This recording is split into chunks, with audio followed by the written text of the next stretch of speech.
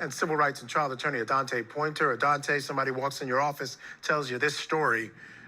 You're someone who handles cases like this. What are your thoughts? This happens far too often across America.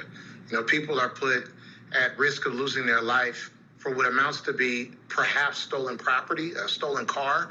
But we know that, cars are mistakenly identified as being stolen. Rental car companies say cars that have been returned.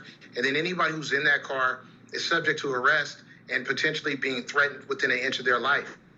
And so, I do see families come into my office oftentimes with these stories, and we try to help. Sometimes it's by filing a complaint. Other times it's by filing a lawsuit.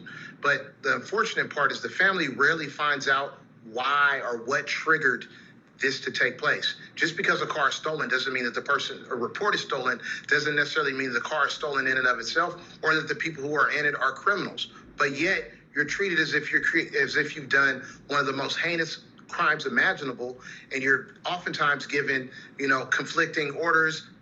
Get out the car, don't move quick, put your hands up, don't you move or you'll get shot.